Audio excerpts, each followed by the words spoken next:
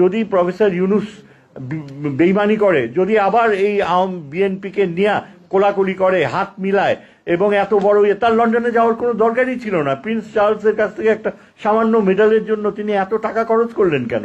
This are bad symptoms. সবচেয়ে বড় কথা হচ্ছে যে তিনি নিরাপত্তার ধারণা বলতে কিছুই নাই, সামরিক বাহিনীর ব্যাপারে তার কোনো আগ্রহ নাই, কোনো অযোগ্য লোক থাকলে তাকে তিনি সরাতে চান না। তার অনেক অবদান রয়েছে, যে অনেক টাকা সে কি বলে লোন টোন রিপেমেন্ট, এগুলো তার অনেক সাকসেসফুল, তার ক্যাবিনেটে বেশ কয়েকজন ভালো ভালো লোক আছে, কিন্তু কতগুলো অপদার্থও তো রয়েছে, এদেরকে তিনি কিচ্ছু করেন না। We can't afford this sort of luxury.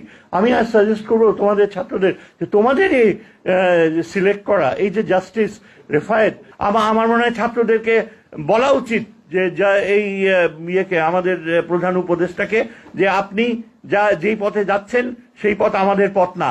আপনি ইলেকশনের কথা ভাবতেছেন, কেন আপনি বিচারের কথা বলবেন না? কেন আপনি আরেকজনকে তুলে ধরছেন এভাবে যে সেই আগামী প্রধানমন্ত্রী হবে, এমন একটা ভাব দেখাচ্ছে?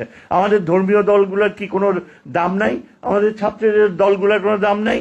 তোমরা যদি চিফ জাস্টিসকে তোমাদের পাশে পাও, তাকে আনো, তার সাথেও কথা বলো, দেখবা যে আইনের ব্যাখ্যা তার চেয়ে ভালো আর কে দিতে পারবে। যদি বলা হয় যে হ্যাঁ চুপ্পুকে সরানো যাবে না, সেনাবাহিনী সরানো, it's বোরাস। It's absolutely up to the Chief Justice. It's up to the Chief Justice. তো ইনশাল্লাহ আমার মনে হয় তোমরা কিন্তু তোমাদের পিছু পা হইবা না। আজকে তোমাদের যদি এই যে চুপ্পুকে সরাইতে হয়, অবশ্যই তাকে সরানো সম্ভব। কেন সম্ভব হবে না? এটা ইচ্ছা করে বিএনপি তাকে ধরে রাখছে আওয়ামী লীগের প্ররোচনায়, এবং তার মাধ্যমে এই সেনাবাহিনী প্রধানকে ধরে রাখছে যেন সেনাবাহিনীতে কোনো সংস্কার না হয়, যেন এই ইন্টেলিজেন্স মেশিনারি এমনভাবে কাজ করে আগামী ইলেকশনে যেন ব্যাপকভাবে দুর্নীতি হওয়ার সুযোগ থাকে। আবার এই ইলেকশন, তাকে ইলেকশন নিয়ে এত উদ্গ্রীব হওয়ার কি আছে? এইখানে এই লন্ডনে তার সাথে যেই লোক যে কথা বলছে, সেই লোক তো কিছুদিন আগেই বলছিল যে আমরা কোনো মহামানব চাই না নেতৃত্ব দিতে। সেই মহামানব চাই না বলা লোকটাই লন্ডনে বসে তারেক জিয়ার সাথে তার সাথে হ্যান্ডশেক করতেছে, ইলেকশনের ডেট সেট করতেছে। আর এখন এইখানে এই যে আয়শা ঢাকায় এসে এখন কোন দিকে তিনি যাবেন আমি বলতে পারি না। আমি মনে করি যে লোকটা অনেকটা আবেগপ্রবণ, অর্থনীতিবিদ হিসাবে তার অনেক জ্ঞান থাকতে পারে, কিন্তু জাতীয় নিরাপত্তা, জাতির ভবিষ্যৎ এই সম্বন্ধে জ্ঞান নাই। চিফ জাস্টিস কিন্তু যদি চায়, তার যে অবস্থান, সে সিম্বলিক রোল, পাকিস্তানে দেখেন চিফ জাস্টিস কিন্তু খুব গুরুত্বপূর্ণ রোল প্লে করছিল এই যে পারভেজ মুশারফকে সরাইতে। ভারতের চিফ জাস্টিস ল্যান্ডমার্ক জাজমেন্ট দেয়। ছাত্ররা যদি মনে করো যে তোমরা এখন ইউনুস সাহেবকে উপর আস্থা রাখতে পারতেছো না, তাহলে you don't have to put all your eggs on one basket. আজকে তোমাদের কৃপায় যিনি চিফ জাস্টিস হয়েছে, অত্যন্ত লার্নেড ম্যান, এবং তার নানা ছিল জাস্টিস ইব্রাহিম, যিনি পাকিস্তানি আমলে পাকিস্তানের সামরিক শাসনের বিপক্ষে এমন অবস্থান নিছিলেন যে এই পাকিস্তানের জাজমেন্টের ইতিহাসে তার নাম স্বর্ণাক্ষরে লেখা। জাস্টিস ইব্রাহিম, তিনি হচ্ছে এই চিফ জাস্টিসের নানা, আপন নানা, এবং তার রক্তে রয়েছে প্রতিবাদের শক্তি।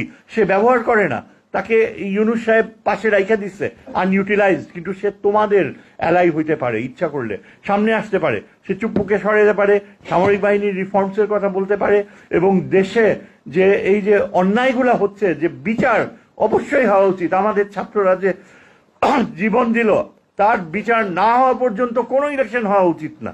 এটা অনৈতিক, এটা অন্যায়, এটা আমাদের নিজেদেরকে অপমান করা। আমরা কি সেদিন এক ভদ্রলোক গিয়ে আওয়ামী লোক টেলিভিশনে ওই কর্নেল হক যে ইয়ে করে, ওই রাওয়ার প্রেসিডেন্ট, তার সাথে টক শোতে ঝগড়া শুরু করছে। সে ওই আওয়ামী লীগের ওই লোক বলতেছে যে 71-এ 30 লক্ষ লোক মারা গেছে, আর এই সংগ্রামে মাত্র 2000 লোক মারা গেছে। কোনটা বেশি ইম্পর্টেন্ট? 71? আমরা 71-এর দায়ী, আপনি কিছু না। এই হক কিছুই বলতে পারে না, বলে সেট আপ। ও তো সেট আপ করে না, ওরা আরো বেশি করে বলছে। এই রকমের তুলনা কিভাবে করে? হ্যাঁ, 71, কিন্তু এই যে 2000 লোক মারা গেছে, তার সংখ্যাতাত্ত্বিক ধারণা কেন দেয় যে 2000 কিছুই না? এত সাহস কিভাবে হয়? এই আওয়ামী লীগকে চিরতরে এখান থেকে, এই দেশ থেকে বাইর করতে হবে। এটা ভারতীয় একটা পার্টি। কোনো দিন এই আওয়ামী লীগ যেন চুক্তি নিয়ে না চায়। আমরা তোমাদের ন্যারেটিভ তৈরি করতে হবে জুলাই ডিক্লারেশনে। This is also important for you, the history of this country. It must go back to the 13th century। বাংলাদেশের অস্তিত্ব নির্ভর করতেছে তোমাদের উপরে, কারণ আমাদের আগামী দিনগুলোয় যদি ভারত আবার আপার হ্যান্ড পায়, তাইলে আর কিন্তু ছাড়বে না, বাংলাদেশকে পুরোপুরি একটা কলোনিতে। It's a zero sum game, আমাদের সাবজেক্টে বলি জিরো সাম গেম হচ্ছে যে either India breaks or we break. Bharat যদি না ভাঙে তাহলে বাংলাদেশকে তারা ভেঙে দিবে, এবং বাংলাদেশ কখনো চাইবে না যে আমাদের যে অতীত ইতিহাস, আমাদের যে অতীত যে বিশালত্ব ছিল, সেগুলোর উপর আমাদের যে একটা এখনো অধিকার রয়েছে, সেটা কখনো খাটো করার না। সুতরাং এই কথাগুলো বলে আমি শেষ করতেছি। Thank you very much.